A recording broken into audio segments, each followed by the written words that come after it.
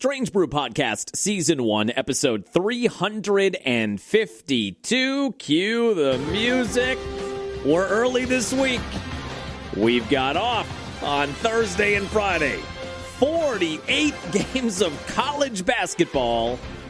How many teasers, parlays, straight-up bets, over-unders can we lose between 11 a.m. Thursday and 10 p.m. on Friday? It's almost incalculable.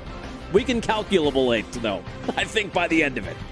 So we're a little early on the second podcast of the week because I am off on Thursday and Friday. We'll talk more about that. I have had off. I have been fortunate enough to work in a profession, to work with companies where I have always had the ability to take some PTO on the Thursday and Friday of the NCAA tournament. This is my favorite 2 days, Thursday and Friday, but my favorite 4 days, I think, in sports, Thursday, Friday, Saturday, Sunday. So we'll talk all about that. I did my bracket, several iterations of my bracket last night.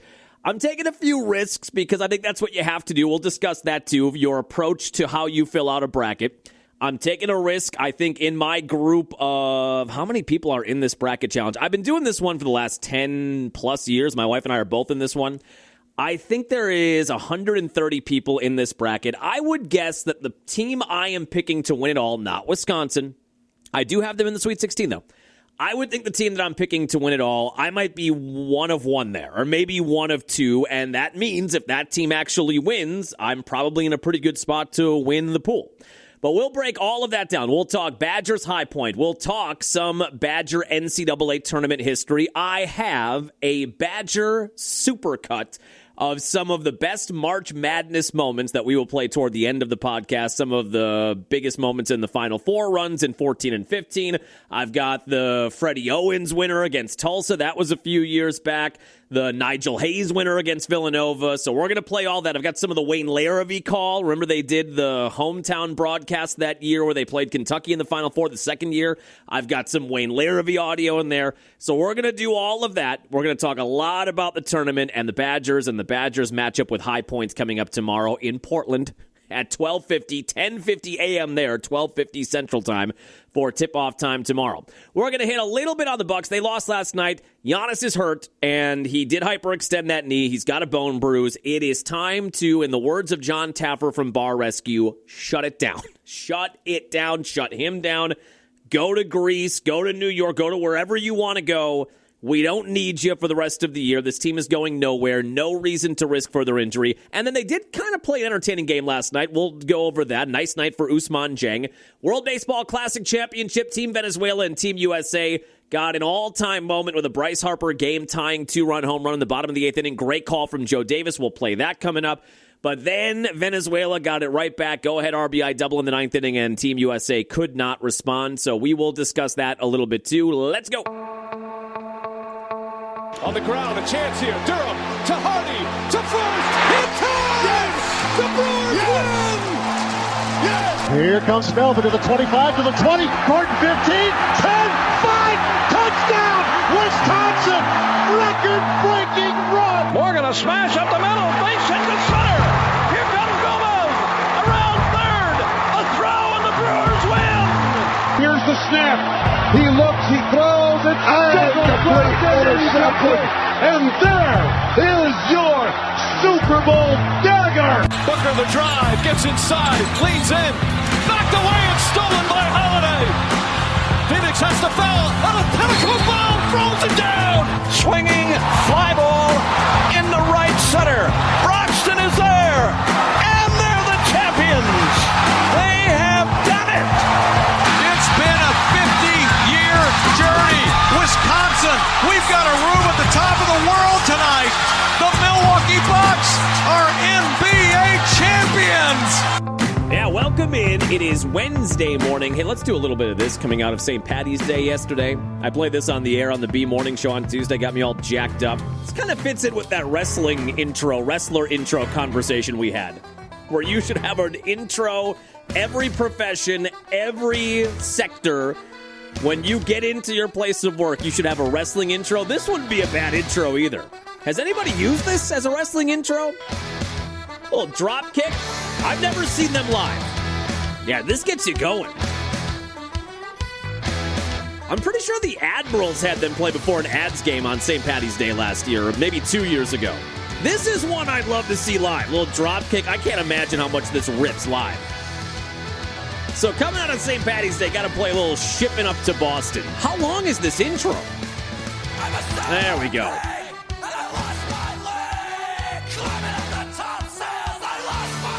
And it gets you a little goosebumps. Yeah, play this before we start a Tuesday morning show in the middle of March.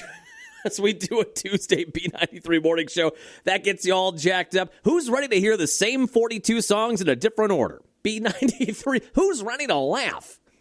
So that would really get us going for a random Tuesday morning B93 morning show. Is that a Seinfeld quote? Who's ready to laugh?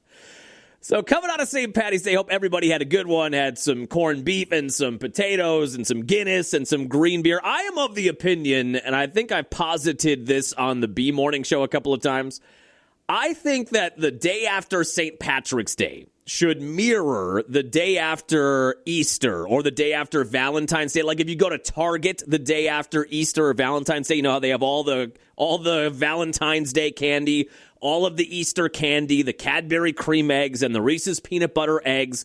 They're all half off because the holiday is done and they have this overstock. They need to get rid of it. It's always sitting in a cart with a red sticker on it. It's all half off. The same thing should apply the day after St. Patrick's Day for bottles, like mini bottles of Jameson, any green beer, any Guinness. You should be able to get half off on that after St. Patrick's Day. I've long been an advocate for that. But hope everybody had a good St. Patrick's Day yesterday. Welcome in. Thank you for listening. If you could rate and subscribe, that would be great. You can email us. We're going to do an email podcast, so this is another weird schedule week. I don't think we'll do it. God, next week we have whatever's going on in March Madness. Hopefully the Badgers. Hopefully Monday we're talking about a Sweet 16. And then it's opening day on Thursday, so a lot going on there. I would think maybe the Monday or Friday after next week. So what would that be, heading into Easter weekend? Maybe we'll do a mailbag episode there. But the email, as always, if you have any takes, any gambling predictions, we did some lifestyle questions the last time we did this with a receding hairline. If you have anything there and you want us to talk about it on the podcast, it is Strange Brew Pod, all one word, strangebrewpod at AOL.com. I've got a couple in the hopper already. I want to get 3 or 4, maybe 5 really good and more general emails when we do mailbag episodes. And I think we've kind of got that. So we'll do that in a week or two. Strangebrewpod at AOL.com. By the way, another quick shout out to my wife who joined us because we were snowed in and the travel plans got disrupted coming back from Arizona on Monday. So we did a podcast from the house. And it was her first ever appearance on episode 351. And it was a very high download count. I think people were interested to listen to her, to see how we interact, to get a little bit of the background. And she not only gave us a helpful review to add into the Phoenix and spring training review, I think it did take, we had a couple of people text the morning show, the B93 morning show, that were unaware that we met in this building. We talked a little bit about the John and Lindsay origin story on that podcast on Monday. Yeah, she's a physical therapist. I think a lot of our listenership knows that. And she's been doing that now for, my God, I think more than that, 12 or 13 years. I think she graduated with her doctorate in 2014. God, did I go above the rim, and I outkicked my coverage. A doctorate? This guy doing this podcast is married to a learned doctor. I think she got her doctorate in 2014, 13 or 14. So, God, yeah, that's almost 15 years ago. But that's how we met. She started working in this building where I'm still working, where I'm still recording things, doing it right now. Not the same room, but in this building. And we applied for the same job, and she got the job, and I didn't get the job, but I was good enough in the interview. Good enough. 3 out of 5. Perfectly adequate. I was good enough in the interview to get hired part-time. And then radio's kind of one of those worlds. I think a lot of industries are like this, but radio is definitely like this, where you get hired part-time, and if you keep your nose down and do your job, eventually somebody will get fired or move on. Or, you hope they find a better job and a higher-paying job in a bigger market, but getting fired. And then it's one of those things where everybody sort of moves over a seat. If you have aspirations for that. Now, some people work behind the scenes in radio, and that's all they want to do. But if you have aspirations of being on the air, which I did, you just gotta kind of wait for some people to make mistakes. And then you shift over, and hopefully you don't make mistakes, and you get to keep that job for a while. And we've been fortunate enough to do that here. But that is how we met, and we did have to, on WHBL back in, so this would have been early 2007, the afternoon talk show at the time. I forget what happened. Something happened on the air, and the mayor wasn't happy about it, and there was a suspension. And somebody had to fill that seat then for a couple of weeks, and that was what we did. And eventually, that was our job for maybe 2 or 3 months, and then they brought in a co-host for me named Eldon Berg. He was a great man, not a good radio guy, but a great man. And he was a former alder person. So the idea was you'd have this kind of afternoon variety talk show, local politics touch to it, things going on in Sheboygan County. And they brought in Eldon. Lindsay did not want to do that, so she was just kind of filler and helping me get through it for a couple of months there. And we had a great time doing it. But we were not talking about things that the demographic on HBL wanted to hear about from, I think it was 4 until 6 p.m. Monday through Friday. The demo of WHBL was not interested in what we wanted to talk about, and we were not interested in what they wanted us to talk about, if that makes any sense. So then they brought in Eldon. We did that for about 6 months. And then eventually I transitioned to B93, did overnights, and then did a morning show with Tom Collins, and then he retired, and I was doing the afternoons. Then I'm back on the mornings now for, 17 years. But that is how we met. We both have a radio background. Now, there's also another, we didn't talk about this. We'll have to have her on again because I think people enjoyed it. We did not talk about this, but we actually had a happenstance interaction via email when we were both in college. I went to Point, she went to Oshkosh. I'm not sure everybody knows this story either. But my buddy Nick and I were doing play-by-play for the student radio station for a basketball game. So this must have been in 2005 or 2006. So she worked at the campus radio station in Oshkosh, did sports there and did news there. And I was the program director at the campus radio station in Point. But I wanted to do play-by-play, as we talked about a few episodes ago. That was my dream, was to do play-by-play. And eventually life goes on and your dream gets crushed. P93. And that's what I wanted to do. So my buddy Nick was the sports director, one of my best friends. And we were calling a Pointer men's basketball game. And I think they were playing Oshkosh. It was a WIAC tournament game. So Lindsay and her crew from their radio station drove to Point to watch the game. And they were a little late getting there, so they turned on, she will tell you, or maybe we'll have her on again at some point, and she'll tell you they had on the commercial radio station, WSPT in Stevens Point.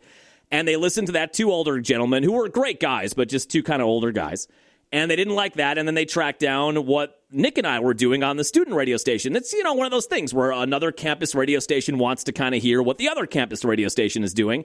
So they listened to us, and we were doing, I think, a fair job for a pair of 21-year-olds, dim-witted 20 and 21-year-olds. And Lindsay sent Nick, because Nick was the sports director, and again, I was the program director, so he was the sports guy. A couple of days after that, and I think the Pointers won the game.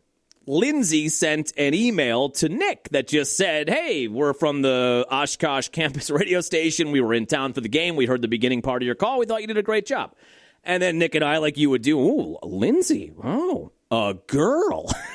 We should email her back and see what can materialize here. Of course, we didn't do that.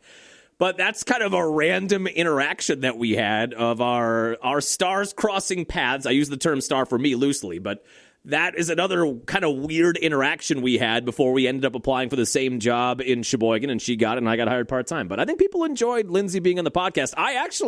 The really nice part of that podcast was the way she was able to describe what was going on with Quinn Priester and in detail about what is happening with his wrist and his nerve issue, how serious it is. Like I said during that podcast, we're talking about a guy who won 14, 15 games.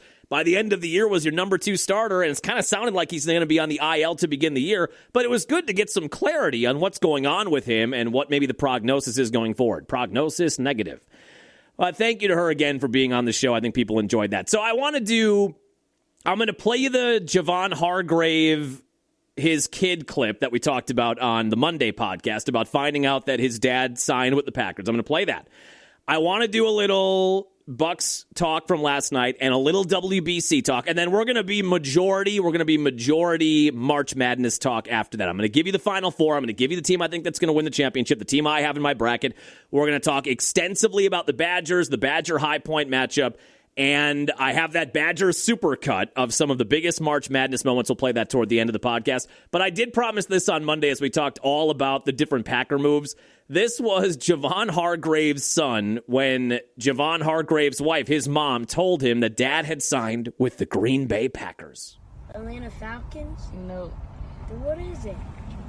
Cheesehead. A Green Bay Packer? Yes.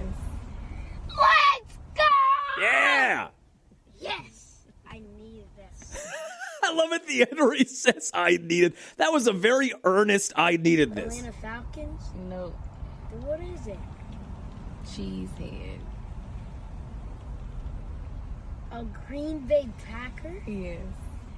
Let's go! Yes! I needed this. I needed this. We needed this too, kid.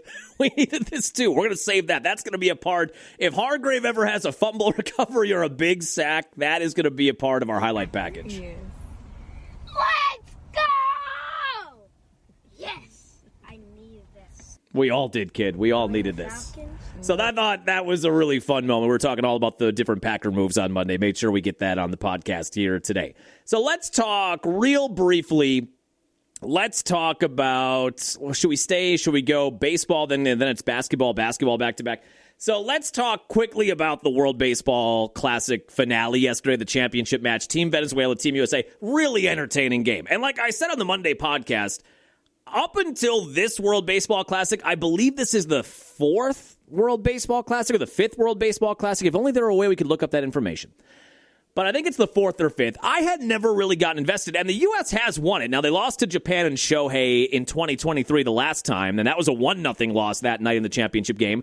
And they lost last night to Venezuela 3-2. They have won it before, but it's never moved the needle for me, never got my juices going. But it kind of did this time, like we talked about on the Monday podcast, because of the Mark DeRosa subplot of him not knowing what the hell was going on in pool play.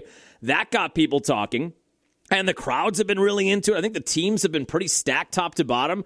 We know that USA team was loaded. And it just kind of got me going. That whole Mark DeRosa thing kind of got me invested in the whole deal. So it ends up coming down to Team Venezuela, Team USA last night. And the U.S. bats, like in the last championship game against Japan in 2023, could not get going. They were down 2-0. It looked like they weren't going to be able to put a run on the board. And then in the bottom of the 8th inning, with 2 outs and a runner on, Bryce Harper unloads on one to dead center field. The crowd goes nuts. The crowd was electric last night. It seemed like a pretty good 50-50 split. They were playing in Miami, so there is a heavy influence of Dominican fans and Venezuelan fans down there. So it felt like it was 50-50 Venezuelan fans. It might have even been 60-40 Venezuela to U.S. fans. And Harper hits this. The crowd goes nuts. It is an epic bat flip. Harper sends a fly ball to deep center field. Better late than never. Bryce Harper has tied the championship. Great call by Joe Davis. Fireworks going off. I think eventually they hit Freebird here again when they go to commercial break. But that got them off the deck, and it kind of felt like, okay, this was a meandering offense the entirety of the night, and it looked like they were puckering, Aaron Judge specifically. And then they get this, and okay, it's like the Undertaker gif. We sit up, we're back in it. We can win this. Harper sends a fly ball to deep center field. Better late than never. Bryce Harper has tied the championship. And what a moment. And then the next guy, Aaron Judge, I think he struck out or grounded out. And then in the top of the 9th inning, the leadoff runner got on, stole second base, and Eugenio Suarez, the guy that a lot of Brewer fans wanted the Brewers to acquire at the deadline last year, big home run hitter, he ripped a double to the gap, and that put Venezuela back up 3-2 right away. So all of that momentum off of the Harper home run, literally, I think 5 real-time minutes, and in terms of game minutes, maybe a minute or two later, it was you're back down 3-2. And then Daniel Palencia, the Cubs closer, came on for Venezuela in the 9th inning and shut things down. He went 1-2-3. I don't even think maybe the U.S. No, I don't think they even got a runner on.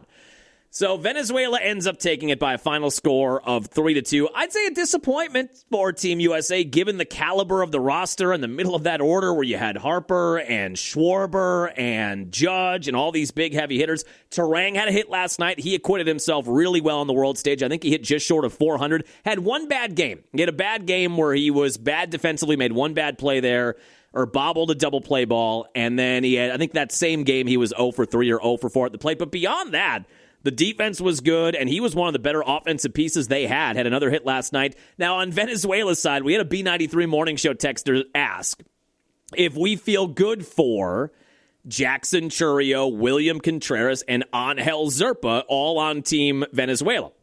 And my answer was, we do not. We do not. So I do not feel good for them. We are rooting for the U.S. That is what we're doing. Even if Brewers are on the other side, we are not happy for them. You want Team USA to win. By the way, we're a hockey country anyway, right? I think we proved that, right?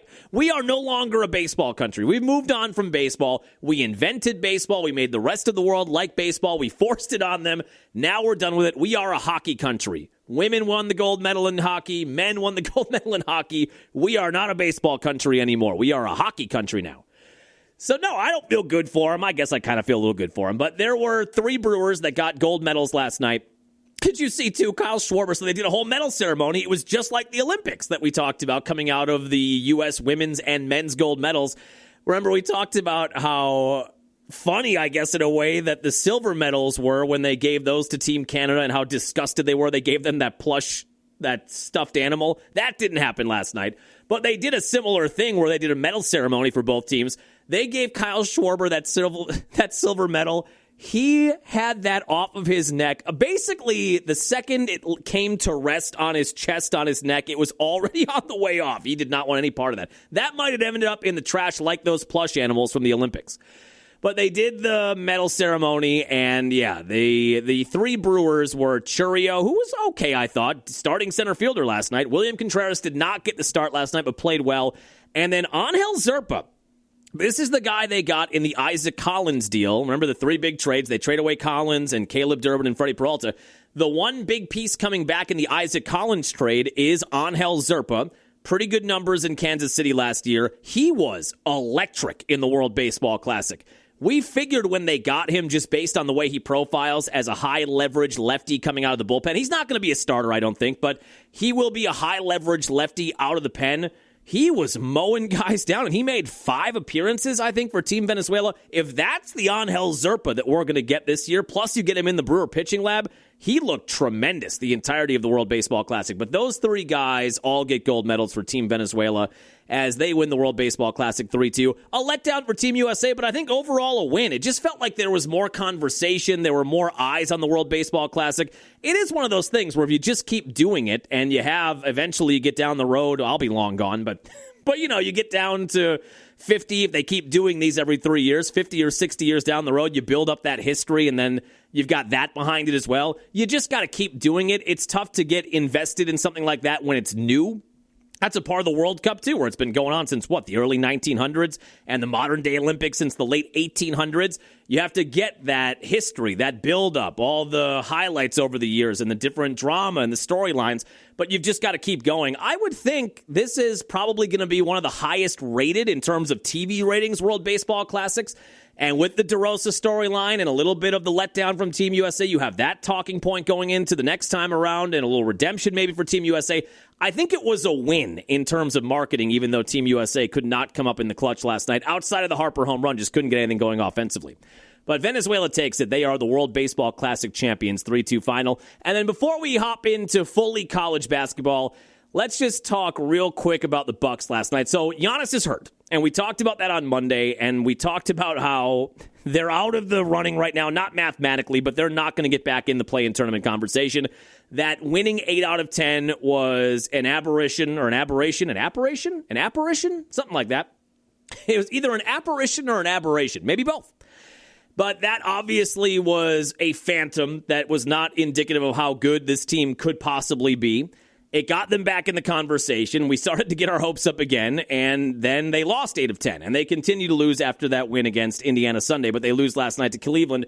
But in that Indiana win Sunday, Giannis on a dunk looked like he hyperextended his knee, and he came back, he played a little bit, then eventually he got pulled out. Sounds like he wanted to come back in, but they said no. Finally, somebody put their foot down. As we discussed on the Monday podcast, somebody, as much as we love Giannis and we love the competitive spirit, somebody has to be the adult in the room for this franchise and say, we're not going anywhere, Giannis. Not even you at 70% or 60% at best. Even if you were 100%, this team is going nowhere.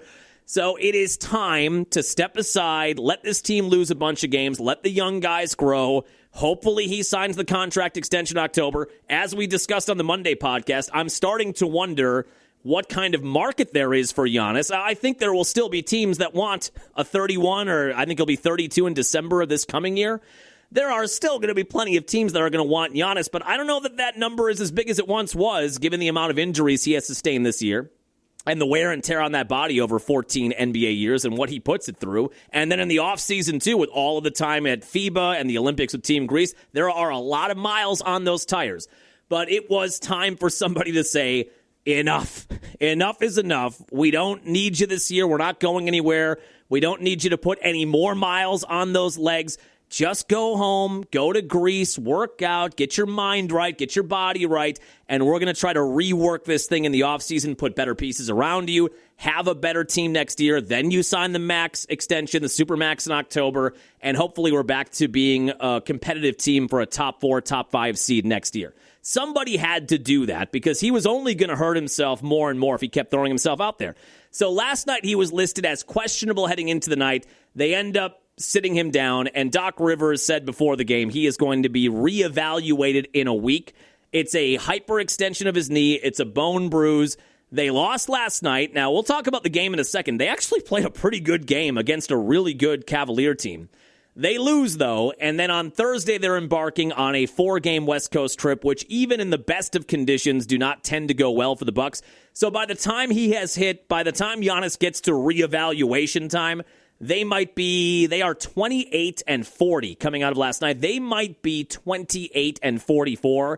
And at that point, with 10 games left, and at best you're finishing 4, 5, 6 games under 500, I think at that point, hopefully he will see the light and understand we're not going anywhere this year. Not even I can help resurrect this team.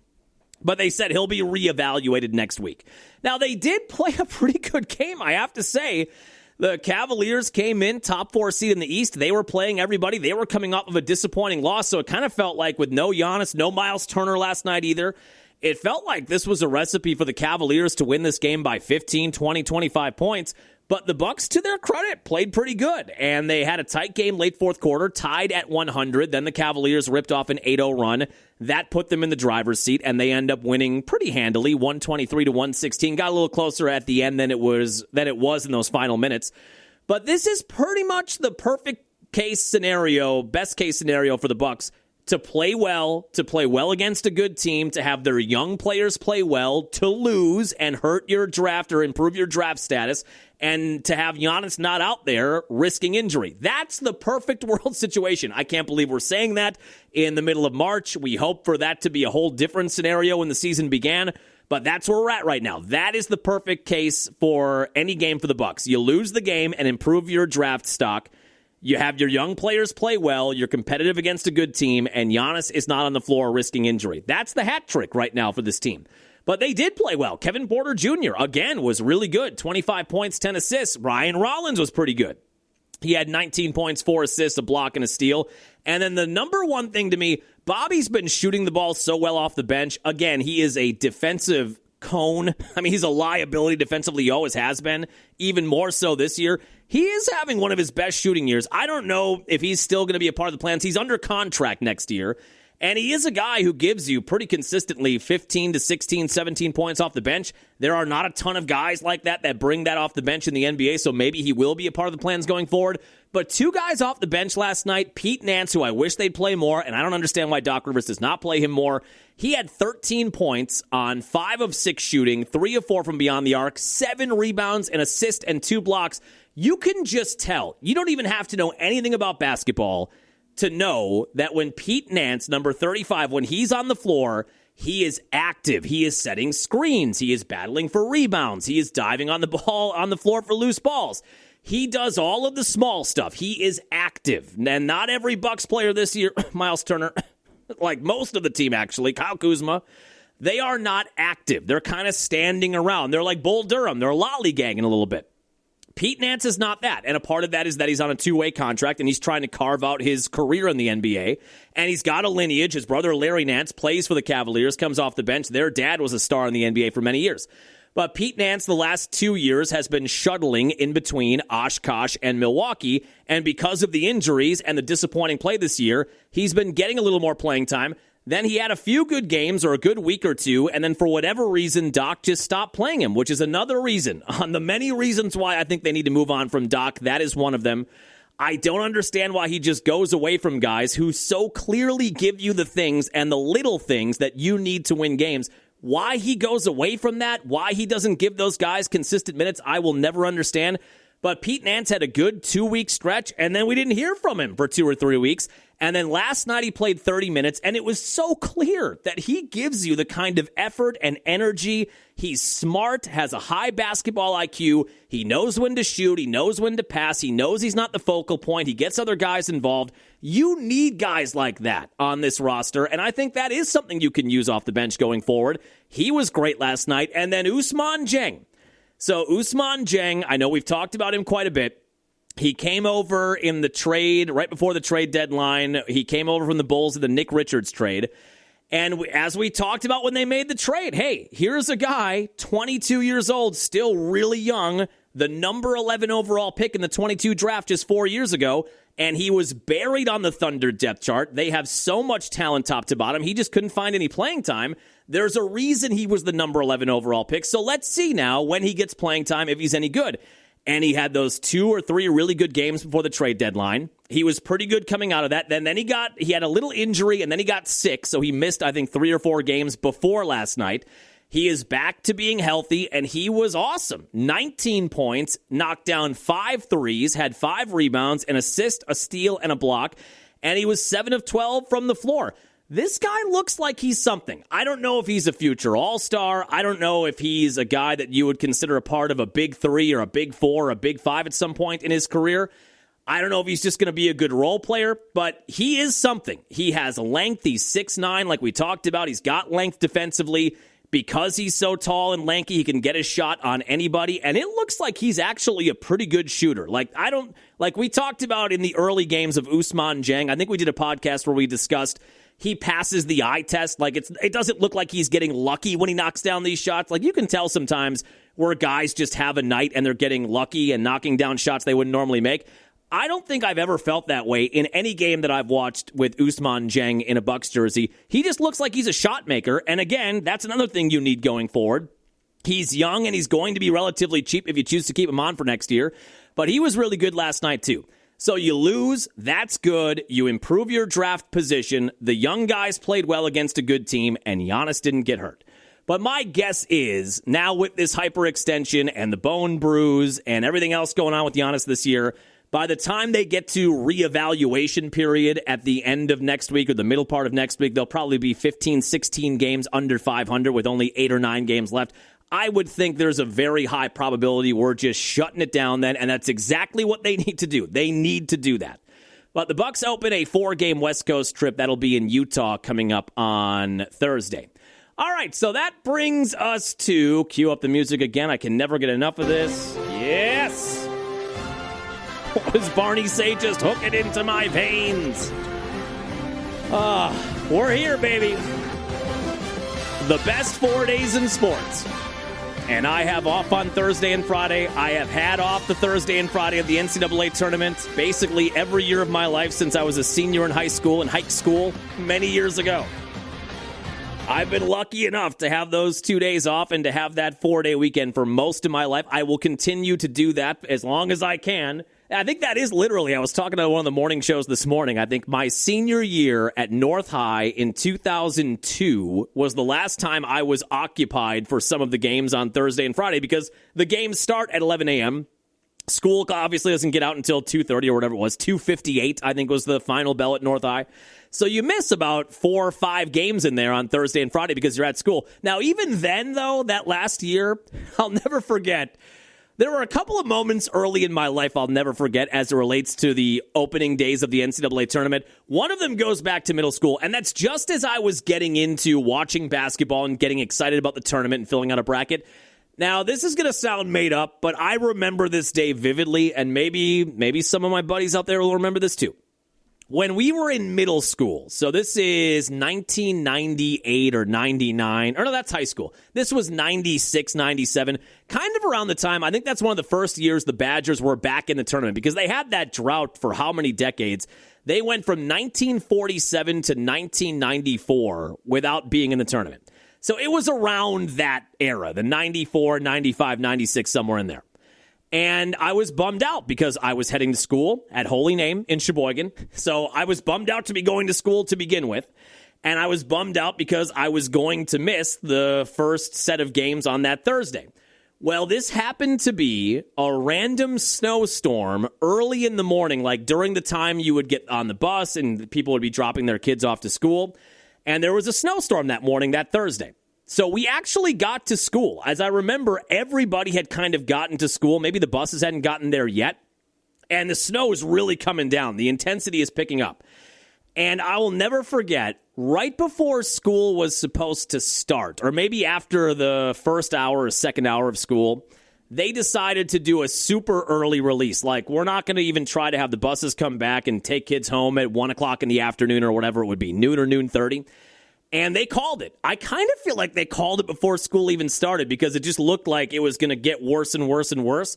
And I had that moment in whatever it was, 6th or 7th grade. I was bummed I was at school. I was bummed I was missing the first set of games. And then out of nowhere, like the angels, the heavens opened up and brought this March snowstorm.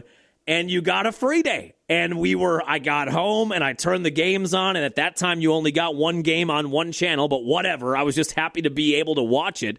I'll never forget that day and that realization early in the day when they canceled school, basically, and said, we're going to send everybody home right now. I thought, oh, my God, day one of the tournament, and this is happening. Thank you, God. I felt like Animal House. Thank you, God.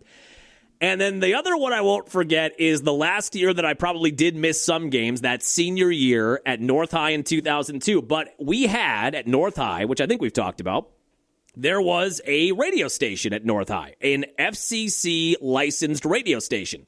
And you had to take a broadcasting class, which I did. And then once you passed that class, you could work at the high school radio station. So the radio station was in a small room, I think on the language arts level on the second floor of North High.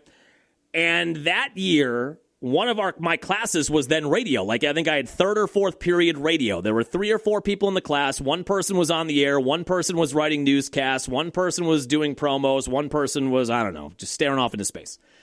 And our teacher, Mr. Horsch, God bless Mr. Horsch, he wheeled in one of those TVs, you know, those TV dollies that has the TV and the VCR, and that's when it was movie day, which we now know is because our teachers were hungover, but at the time, I'm not sure what we thought. We were just excited to get a reprieve from the regular class structure, and you'd watch a movie that day, a movie day. Yeah, I think those had to be hangover days, right? Those were the days. Those were days when teachers came in and they had been going out. They spent a little too much time in the teacher's lounge the night before, and it became a movie day the next day. But he wheeled in one of those TVs into the radio station, and then he put a bunch of cardboard up because the radio station room had like plexiglass windows where you could look through it. So he wheeled one of those TVs in there.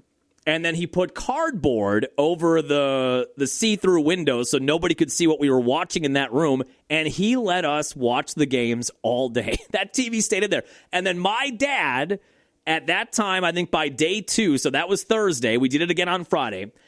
And then I think that night, maybe coming back on Friday, my dad bought a Pizzazz pizza oven that I then took to the high school radio station so we could make frozen pizzas at the radio station as we were watching the games. And that Pizzazz, by the way, that was and is one of the great inventions in the culinary world. That followed me then to Steven's point. I can't tell you how many things we made on that Pizzazz oven. Of course, we made frozen pizzas. We made Portesi cheese fries on there. You could put a Cornish game hen on there. We did a Thanksgiving turkey on there. You just got to let it roll for a while. You could make anything on that. Now, the problem became we never washed the base of it. So all of the cheese and all the different things, the sandwiches we'd throw on there, all the remnants of the cheese fries and the garlic and all that stuff, that all would just get baked onto the sheet, I guess you'd call it, that rotated on the Pizzazz.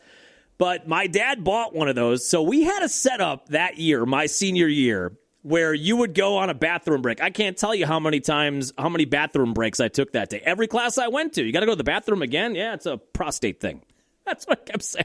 It's a prostate thing. Okay. So you would go to the bathroom, and then I'd just make a beeline for the radio station. I'd sit in there, have a piece of pizza, watch a game for 10 minutes, then go back to class. So that was a fun way to be able to watch the tournament back in the day, too. But that is probably the last time that I was fully or not fully invested in watching every game on those first 2 days. Even in college, I'll never forget this, too. At the college radio station, my freshman or sophomore year, my buddy Tony and I were at the radio station in the comm building. That's where the radio station was. And we had our classes, a lot of our classes in the comm building. And we had a test that day, day one of the tournament, Thursday at like 11 a.m. or noon, right when the game started. But it was one of those classes where you had 3 tests. Your whole grade was 3 tests, but they dropped one of them. So only 2 counted. The lowest of your 3 tests did not count. So I remember we were filling out brackets, and we had to go walk upstairs to go take this test, and neither of us wanted to do it. We just wanted to go back to his place. He had a whole setup there with multiple TVs, which in 2004 or 5 was no small feat. And he had a whole setup we were going to go to after the test, but we just decided, you know what? We're not taking this test. I hope my mom's not listening to this part of the podcast. We're not taking this test because we'll get a 0, but then it will get dropped. So we just have to make sure we do well on the other 2 exams, and then the 0 will be dropped. We skipped the test. That's how much these 2 days mean to me, the first 2 days of the NCAA tournament. So, yeah, we just left. We filled out our brackets, and we left, and we went to his place and cracked a beer and watched the games, and we took a 0 on that test. So I have a long history now at 41 years old, soon to be 42. I have a long history of doing whatever I can, and sometimes I got divine intervention like that snow day, to make sure I can watch these games on the Thursday and Friday, the opening rounds of the NCAA tournament, and the first 4 days of the NCAA tournament. And that, like, since college, I've just been lucky. I've been basically working in this building the whole time since, and I've been able to use 2 vacation days for the duration of my career here. I have never worked on Thursday or Friday of the NCAA tournament, and that will stay true tomorrow as well. So we get set for the Badgers and High Point tomorrow. As we talked about on the Monday podcast, I'm not sure what the Badgers did at some point to insult the selection committee, where they almost always end up on the West Coast. They almost always end up taking a red-hot mid-major who can score a ton of points, who wears purple like High Point does. But that's where we're at. So it is the 5-12, the dreaded 5-12 matchup, which has not treated this Badger team too kindly. Now, last year, the Badgers were a 3 seed last year. They beat number 14 Montana handily, and then they lost to that number 6 BYU team, which was basically a road game. And that was a game where they were getting blown out, and then they came back, and it looked like they might win. They lost by 2 points. The year before, that was the year they lost to number 12 James Madison, a red-hot mid-major who could score a ton of points and wore purple. The year before that, they were a 3 seed, and that was in Milwaukee. They beat Colgate, but then they lost to number 11 Iowa State. So that's kind of, you're adjacent to a 12 seed. But they lost to James Madison in 2024. And then if you go all the way back to 2013, remember Marshall Henderson and Ole Miss? That was a 12-5 matchup. The Badgers lost that game as the 5 seed. If you go back to 2010, that was the game they lost to 12 seed Cornell. Remember that Cornell? You ever heard of it? The Ivy League school which I attended. And they lost that game. That's where Cornell shot the lights out, and they lost that game by 18 points. So they've had some matchups with 12 seeds. I think there was one more, wasn't there? They lost to a 12. Yeah, you go back to 1999. They lost to number 12 Southwest Missouri State. The final score of that game was 43-32. My God. Well, that was the Dick Bennett era. And then the next year was the year they went to the Final Four. So they lost to another 12 seed in there back in 1999. So they lost to the 12 seed in 99, a 12 over a 5. They actually beat the 12 seed Weber State in 2003. And that was the year, the next game they beat Tulsa. That's going to be a part of the Supercut we have here coming up. That's the Freddie Owens game winner. But you lost to Southwest Missouri State in 99. You lost to the 12 seed Cornell in 2010. You lost to the 12 seed Ole Miss in 2013. And you lost to the 12 seed James Madison in 2024. The history in this type of a matchup, this 5-12 matchup, has not been kind to the Badgers. Now, we know the nature of the tournament is that anybody can beat anybody, and it's just one of those things. And parity now is way bigger than it was when I was a kid, where you never saw really a competitive 16-1 matchup. And now we've had a couple of 16s beat ones. You almost never saw a competitive 15-2 matchup or a 14-3 matchup or even a 13-4 matchup, and it feels like more and more you see that now. Greg Gard has gone out of his way this week to make sure he talks about that, to make sure he talks about how seeds don't matter, and once you get to this level and you're in the tournament, anybody can beat anybody. He has been hammering that point home because of some of the history that we just talked about for the Badgers when they've been in these kind of matchups. But High Point comes in with a 30-4 record. Now, they have not played anybody. Now, that's not to say they can't win this game tomorrow. But if you're just comparing resumes, this is one of those situations where if High Point plays to their best capability and the Badgers play to their best capability, the Badgers are going to win this game by 10 to 15 points, maybe more. But the nature of the tournament is it's any given day, and they could play really well, and the Badgers could have a poor shooting game, and you never know what happens. But if both of these teams play to their top capability, even though we're talking about a 30-win team, even though we're talking about a team that scores 90 points a game, if both of these teams play well tomorrow, the Badgers are going to win, and they're going to cover whatever it is now, the 9 or 9.5 points. What you worry about is the Badgers having a bad shooting game, High Point coming in with something to prove as that mid-major, 30-win mid-major team, and they're hot, and the Badgers aren't, and they get out to a big lead, and maybe the Badgers can't complete the comeback. That's the kind of stuff you worry about in this matchup. But when you look at the High Point schedule, there is nothing on here. They played Charleston Southern. They had overtime to beat them. Gardner Webb, Longwood, Pfeiffer, Mary Baldwin, NJIT, Southern Illinois, Incarnate Word. What else is all on here? University of Phoenix. I don't know what the ITT Tech. Furman, Jacksonville. I mean, they did not play a team that was even sniffing the top 25. They probably didn't play a team that even sniffed the top 30 or top 40. So, yes, they won 30 games, and they were dominant in their conference, the Big South Conference. They went 15-1 in conference, 30-4 overall. Winthrop was the second-place team. They blew them out in the Big South Conference championship game. But when you look at their schedule, they have not played a team the caliber of the Badgers. They haven't even played a team the caliber of Northwestern. And that's no shade at them. I think they were, about a 500 team this year? They haven't even played a team to that level. So if the Badgers just go into this game tomorrow, famous last words, and they knock down their shots and they play smart basketball, this is a team and a game they should be able to win. But what you worry about is the Badgers going 1 for their first 8, and High Point knocks down 5 threes early, and all of a sudden you're down by 12, and they're oozing confidence, and you're reeling a little bit. That's the scenario you worry about in these upsets. I just don't know that that's going to happen in this matchup tomorrow. It does sound like Nolan Winter and potentially Jack Janicki are going to be back for tomorrow's matchup, so you get, obviously, your starting center back would be huge, and you get some guard depth if Janicki does come back. That was good news during practice this week, but that is the matchup, and I just feel like if your guys are hitting shots, if Boyd and Blackwell are hitting shots, they should be in a pretty good spot coming out of tomorrow. Now, the prospects for this Badger team beyond Thursday, let's say they win Thursday, what can this team do? I feel like this Badger team is one of the all-time, we can beat anybody and we can lose to anybody. And that can be said of a lot of teams, but it just feels like it's apropos for this version of the Wisconsin Badgers because they have. I mean, they went on the road and beat Michigan. They went on the road and beat Illinois. They whooped up on Michigan State. They almost beat Michigan again, a 1 seed in the Big Ten tournament.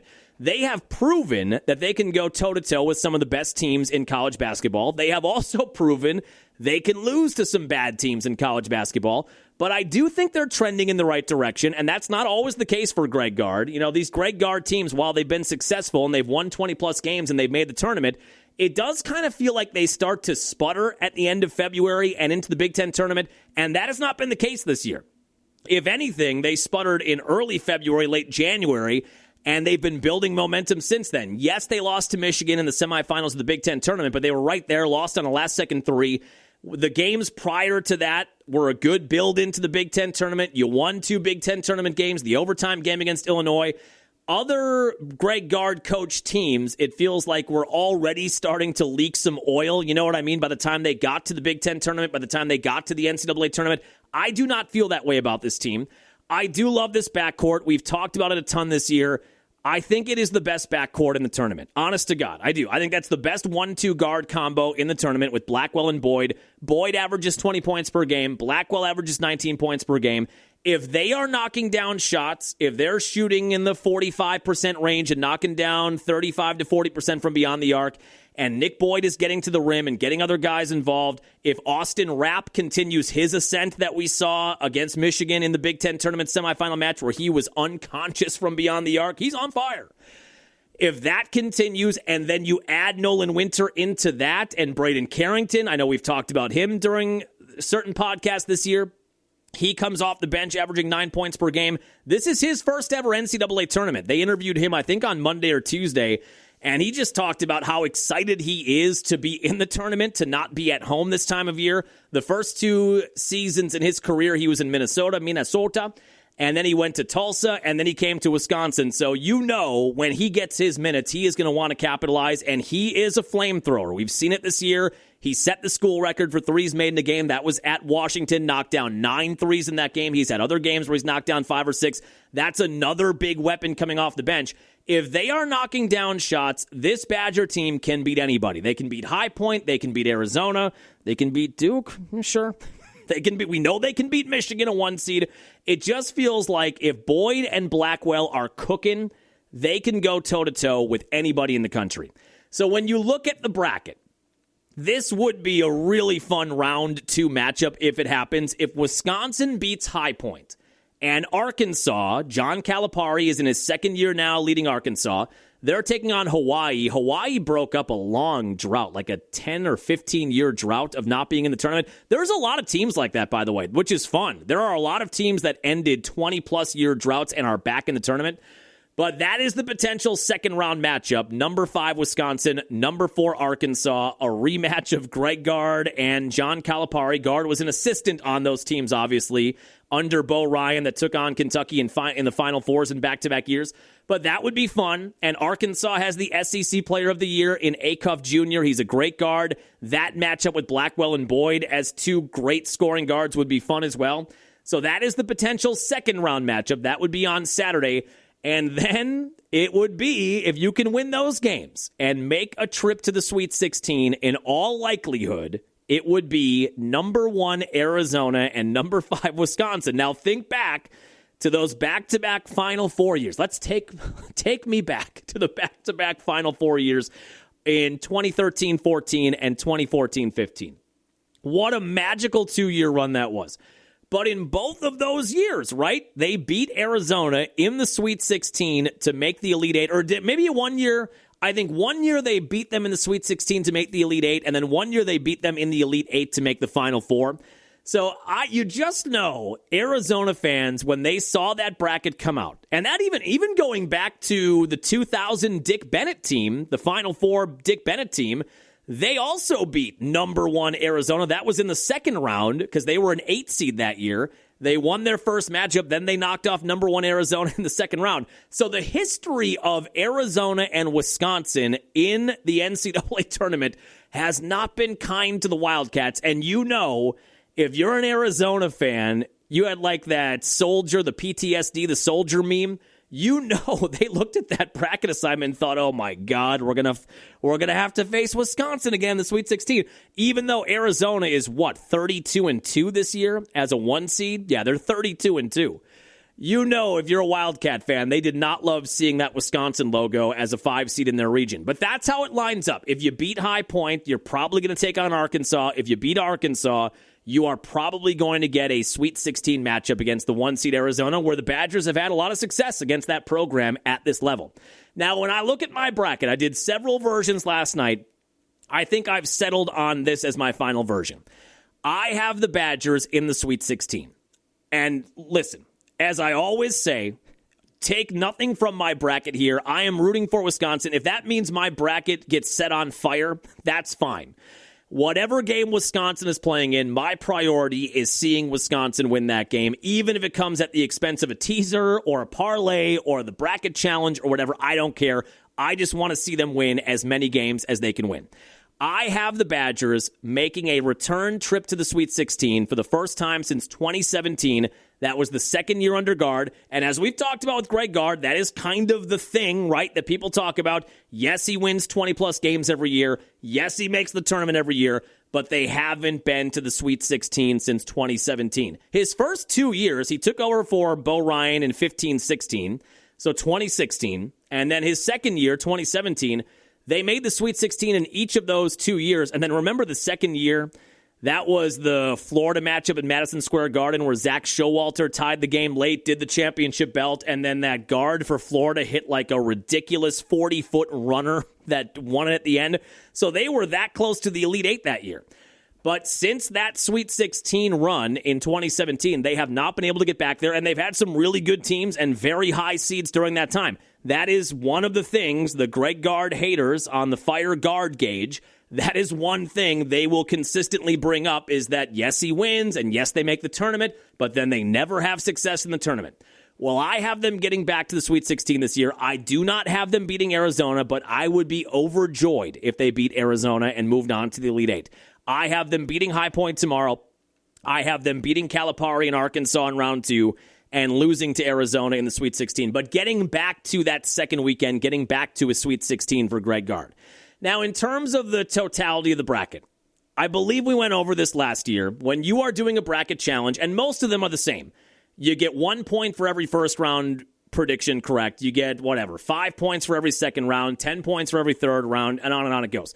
So you get the most points you get in most bracket challenges is in the championship game. If you have the two teams there and you have your team winning it, that's the biggest point total. So as I often say, when you fill out one of these brackets and you're trying to win your bracket challenge, you can do one of two things. You can get all the favorites in there, and you can have all the favorites moving on. And if that's how it ends up then that year, whether or not you win the challenge will come down to how you did in the early games. So if you're going to be someone that has Michigan in the Final Four, Florida in the Final Four, Duke in the Final Four, Arizona in the Final Four, a lot of people are going to have that. A lot of people in your bracket challenge are going to have Michigan as their champion, Florida as their champion, Duke as their champion, Arizona as their champion. So if you follow that structure and you go with all of the favorites, you need to win your bracket challenge in all of the early games. You need to get games right where other people don't get them right. Alternatively, and this is the path I generally take, you could take somebody that nobody else or very few people are going to take to win it all. And if that team then wins it all because it is so heavily weighted in the championship game points-wise, if that team does it, if they win it all, you'll probably win the bracket challenge just because you were one of the only people that took that team. So that is what I have done. I have in my Final Four, I have a rematch of the Big Ten tournament championship game between Purdue and Michigan. I have number 1 seed Florida, and I have number 5 seed St. John's. So that's my Final Four. Purdue, Michigan, St. John's, Florida. I have St. John's and Michigan in the championship game, and I have St. John's and Rick Pitino winning the national title game. So I feel like even though there's 100-plus people in the bracket challenge my wife and I are in, I do not think a lot of people are going to have St. John's as their champion. I think they are underseeded as a 5 seed. They are the Big East tournament champion. They blew out UConn in the Big East championship game. And if you go back to last year, I'm almost certain I had St. John's winning it last year. St. John's was a 2 seed last year, and they got upset by a 7 seed in the second round. So that was the end of my run. That's the other thing. That's the alternative side of picking a random winner that nobody else picks. If they lose early, you're basically done. And that's what happened last year. But a lot of those guys are back on this year's St. John's team. I think they have redemption on their mind for the way things went last year. So that's what I'm going with. And I do not think a lot of people are going to have St. John's as their champion. So if they win, I am likely to win this bracket challenge. I have not won a bracket challenge in 20 years, I think. So it doesn't happen a lot, but that's kind of the method to my madness. Otherwise, if you pick Michigan as your champion, Duke as your champion, a lot of people are going to have that. There are probably going to be 50 people in my bracket challenge that have Duke as their champion. So if everybody has Duke as their champion, you've got to win that challenge then with the early games. But that's my Final Four: St. John's, Florida, Purdue, and Michigan. My biggest underdog that's going to make a run, I do have a lot of chalk. I have VCU over North Carolina and 11 over a 6. I have Santa Clara over Kentucky That's a 10 over a 7. I have, what is the biggest upset I have? I have a little bit of chaos in the Midwest region. I have number 12 Akron beating number 5 Texas Tech, and I have number 13 Hofstra over number 4 Alabama. Hofstra is back in the tournament for the first time in 25 years, and Alabama, one of their top players, what is his name? Aiden Holloway. He was arrested on Monday. I mean, he's their best player. And he was arrested on a drug charge. It does not sound like he's going to play. So you've got this Hofstra team that has not been in the tournament in 25 years. They're all jacked up to be there. Alabama now has this sudden setback of one of their best players, or arguably their best player, getting arrested on Monday. So I think that's a recipe for an upset there. So I actually have in the second round in that Midwest region, I have number 12 Akron taking on number 13 Hofstra in the second round. And I've got Akron winning that and then ultimately losing to Michigan in the Sweet 16.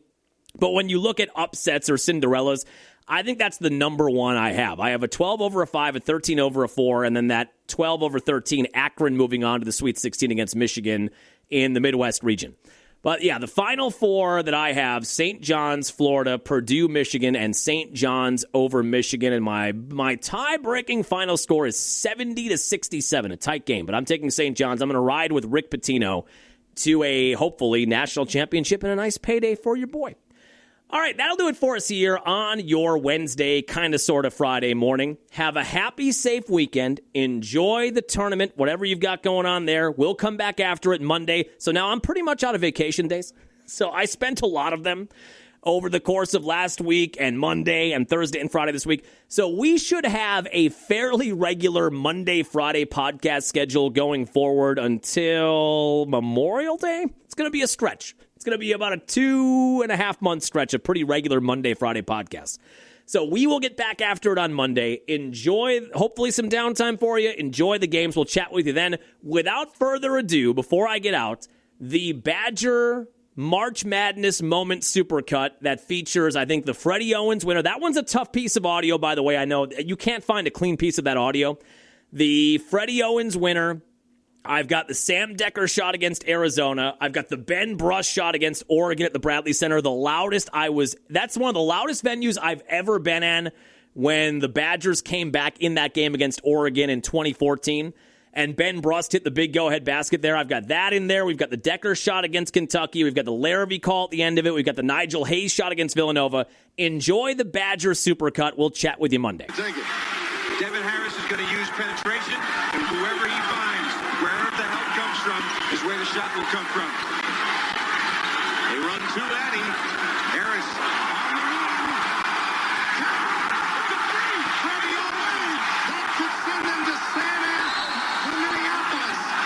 Clock is down to 10 for Koenig. Bumped by Hollis Jefferson. Outside Decker. It's a three. Got it! Dagger!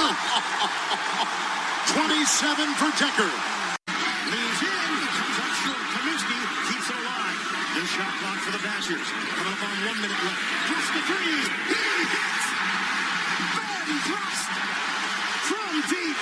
Always with Villanova, so they can hold on to it if they get a rebound. Nigel Hayes. Wow. 2 to go. Trip to the Sweet 16. Katie's got it. Rises up. The shot. And it's good! It's good! Wisconsin has won it! Shot guy, guys, who just sticks it at the appropriate time. We step back, Jack, and Decker yes. hits the three! And you talk about big shots. Decker, Early onions. wow.